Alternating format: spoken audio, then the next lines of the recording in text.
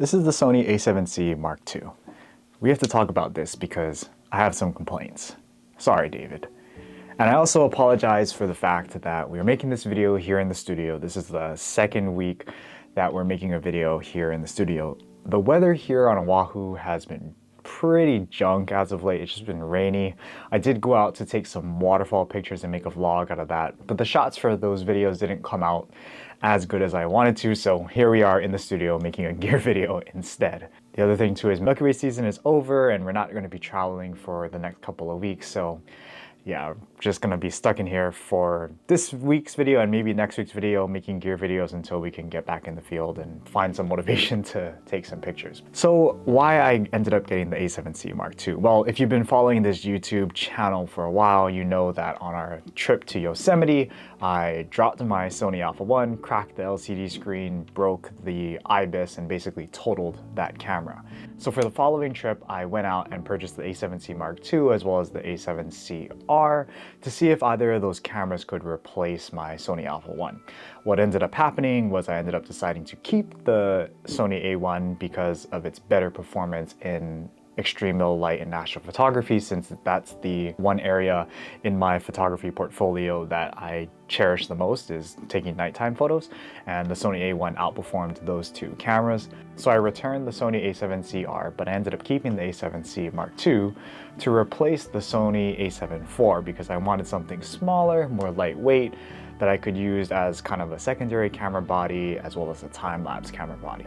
And what ended up happening was the A7cii Mark II ended up failing when it came to seascape photography and when it came to its weather sealing. Literally the first wave that I ever shot with this camera when it came to seascape photography hit it from an angle and I ended up getting that stupid Sony error message that wouldn't go away. That's why my current A7cii Mark II is in the shop.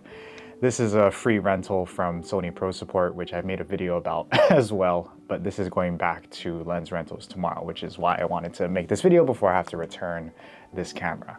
So yeah, the A7cii Mark II failed in the seascapes department, and that's why I ended up going out and testing the Nikon Z7 Mark II with the newer adapter, and basically concluded that, yeah, the Nikon performs really well for seascapes, mostly because even if it gets splashed and it gets wet, you don't get that dreaded Sony hot shoe error that you get with any other Sony cameras. So this has been primarily my seascape photography camera, or camera that I use in sketchy situations where I don't want the hot shoe to get wet, or if the camera gets wet a little bit, I'm not too worried about it breaking or getting it damaged and whatnot. But I still ended up holding on to the A7cii Mark II, primarily because it's so lightweight and portable. I have this thing when it comes to these small mirrorless Sony camera bodies. I have an attachment to them, kind of an unhealthy attachment to them, mostly because I started getting serious about shooting landscape photography with a Sony A6500. It's a crop sensor camera, and I really fell in love with photography with that camera. But since upgrading to full frame, you know, the bodies get bigger, the lenses get bigger and heavier, so I've always wanted to try and at least make the effort to go back to these smaller mirrorless camera bodies, especially when they came out with the full frame sensor in these small little camera bodies. So I held on to it, used it for my time-lapse camera body during the daytime, and it worked well. But the one problem that I ran into was doing Milky Way or astro time lapses with this camera in extreme low light situations. So in last week's video, we shot at Mokuleia. We took this camera with the 14mm G Master, we set this thing up on a time lapse and got a pretty decent time lapse of the Milky Way setting with the comet. But what I noticed when I was editing and looking at the raw files, and I'll leave example raw files in the description below so you can take a look at them for yourself. And what I noticed was there was an excessive amount of noise in the shadowy areas of the shot. Now, a little bit of noise in the foreground is to be expected, but this was an excessive amount of noise that was in the foreground, and it just threw me off for some reason. So I went back, I opened up the camera, made sure that I had all my settings dialed in correctly, which they were, and I made sure I was using the mechanical shutter and not the electronic shutter, which I was. So I still couldn't figure out why I was getting such a noisy foreground. I went back to look at the first Milky Way time-lapse that I ever did with this camera, which was on our solo trip to Oregon, where we shot the Milky Way rising over the Oregon coast. And again, when I looked at those raw files, those files from the A7C Mark II were very noisy in the shadows. And I kind of just chalked it up to a situation where, yeah, you know, it was really dark on that particular night. There really wasn't anything to light the foreground, so I gave it a little bit of a pass at the time, but I really should have looked at it with a more discerning eye back then. Hindsight is 2020. But looking at those two time lapses and looking at all the raw files for those time lapses, I noticed this extreme amount of noise in the foreground. I couldn't figure out why. So then I went back to the Utah road trip, the same trip that I broke my Sony A1. At that time, I had the A7 IV, so same 33 megapixel sensor as the A7C Mark II, but in the bigger camera body, the bigger full frame camera bodies from Sony. I looked at the time lapse that we took at the Temple of the Sun and Moon out in Capitol Reef National Park, and that area was extremely dark, zero light pollution whatsoever. Now, when I looked at the files from the A7 IV, the noise levels were pretty reasonable. They weren't anything too crazy, they weren't extremely noisy, and they're actually pretty clean for shooting in that really extremely dark situation. So I was puzzled, to say the least. You've got the same sensor, the 33 megapixel sensor, in this smaller mirrorless camera body, but for some reason the A7 IV's images looked better. They looked cleaner in these extreme low light situations. So I did some Google research, which I should have done beforehand, and I should have tested the A7 IV against the A7C Mark II, but again, hindsight is 2020.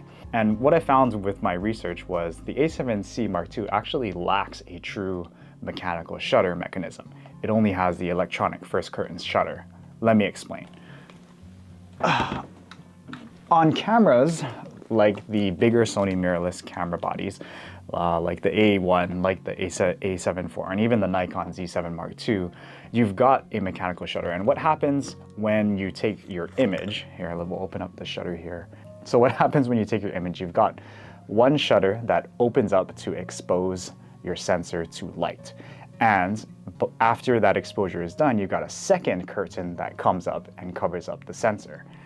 That's the physics of a mechanical shutter. And by using that mechanical shutter, usually you can get better image quality, better low light noise performance when it comes to like astro and Milky Way photography.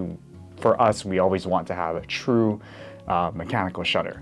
But the A7C Mark II, even with its, sensor shield with the shutter, which I thought was an actual mechanical shutter, really it's an electronic first curtain shutter. So an electronic front curtain shutter is pretty much exactly what it sounds like. Instead of a mechanical front curtain shutter, it's doing that front curtain electronically with a digital readout and not a physical curtain. The exposure ends when that back curtain closes over the sensor. So it's a more digital process going on, and I think that's what's contributing to the higher noise levels on the A7C Mark II. And I guess to a certain extent, even to the A7CR. So maybe it'd be a fair test to test the A7R4 or the A7R5 for Milky Way photography. Let me know if that's a video that you guys might want to see. So yeah, after basically drawing all these conclusions, I was disappointed, mostly because I really do love the weight savings that this camera brings because it's so small, lightweight, and portable. But for what I use this camera for, it really doesn't have a purpose anymore. If it's not going to do well in those harsh situations where I don't want to risk putting my A1 in that position, then I just immediately reach for the Nikon instead of this one. And if it's not going to perform well for astrophotography time-lapsing, I really just don't see the point in keeping this camera. It does have that AI processing chip, but because I primarily use this as a time-lapse camera, I'm not shooting birds or people or anything like that with this camera. It doesn't really make sense for me to even have this camera in the arsenal. The weight savings and the portability and all of those features that this camera does have doesn't outweigh all the cons that I just listed, at least for the type of photography that I like to do.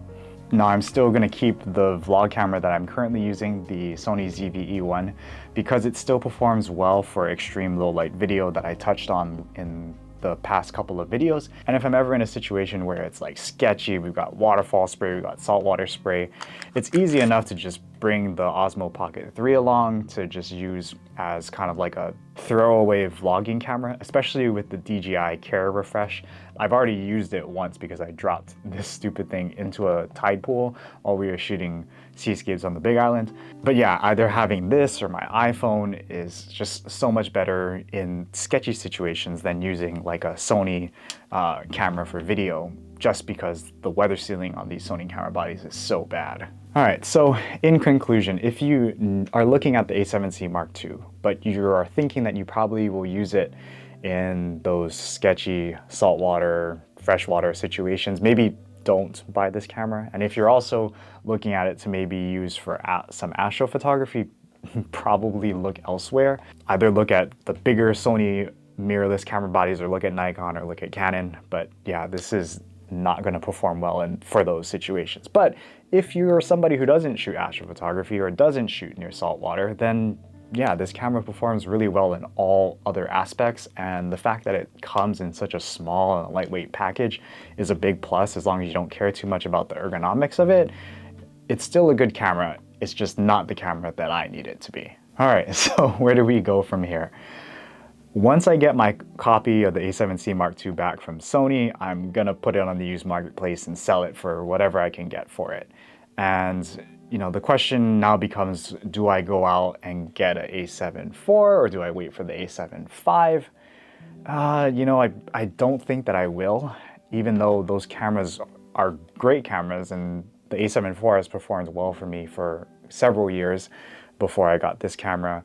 And the A7 V, whenever it does come out, it's just gonna build on how good that camera is. But what I really just need are these two cameras right here, plus the one I'm filming on, plus the video camera. The Sony A1 is just a beast when it comes to, you know, both photos and videos. 50 megapixels, 30 frames per second, and really good low light performance for astrophotography. I mean, it's really hard to kind of let go of the Sony A1 after you've been shooting it for a while. And I probably will end up upgrading to the A1 Mark II, which is going to be the topic of next week's video in the studio, unless we go out and film something out in the field. But I'm definitely looking forward to upgrading this camera, as long as it doesn't have like an electronic first curtain shutter and it doesn't get rid of the mechanical shutter. I think I probably will upgrade the A1 right away. And you know, the other camera that I'm gonna probably stick with for a while, and at least until it breaks, is the Nikon Z7 Mark II with the adapter. The fact that it's just not a camera made by Sony, but I can still use my Sony glass on it, is a big plus. I don't have to go out and purchase a whole new ecosystem. Like if I were to buy a Canon, I'd have to get a Canon lens, and you know, just it'd be too much to bring into the field. So the fact that I can use my Sony glass on the Nikon camera without the downsides of the Sony cameras is a big plus. I can still use this for time-lapse photography. I can still use it for astrophotography. It's just perfect for what I need for right now. The only thing that it does struggle with though is autofocus. So if I ever am in need of a situation where I need better autofocus, I mean, I've got the Alpha 1, but if I need two cameras with good autofocus, then I probably could just rent an A7 IV or an A7 V for that trip, and just use that, and leave the Nikon at home, as long as I don't need it for weather sealing purposes. But yeah, I mean, that's kind of the situation where I'm at.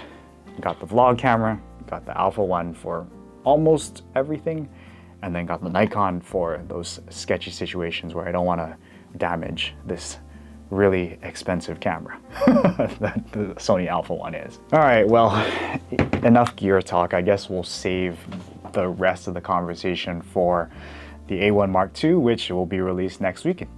I guess that'll be the topic of next week's video. But yeah, hopefully you guys found this video helpful. The whole point of making this video is to kind of steer you guys in the right direction if you are looking at purchasing the A7C Mark II. All of the issues with both weather sealing and with astrophotography is not really well discussed here on YouTube. So I definitely want to make this video to kind of shine some light if you are thinking about using this camera in those situations. So if you do appreciate the $1,000 plus, maybe $2,000 plus that I've thrown into this A7C Mark II project, then definitely make sure you hit that like button, leave a comment below, and subscribe if you aren't ready for more gear videos like this. Let me know if there's any gear that I should test out in the future, and maybe I'll consider using it if it works to upgrading my process and my workflow. Also, another shameless plug, my 2025 calendars are still on sale. I think they're down to the single digits now. So if you are interested in purchasing a Milky Way calendar for 2025, make sure you follow the link in the description below to my website and pick one up before they're all sold out. But thank you guys so much for watching. If you like this type of content, this travel, vacation, and a little bit of photography education, hit that like button, comment below, and subscribe if you aren't ready. And we'll see you guys next week for the A1 Mark II release. Probably will pre-order it. We'll talk about the specs, but we'll see you guys there. Peace out. Focus on the A1, please. There we go. Yep, that shiny Alpha 1 logo.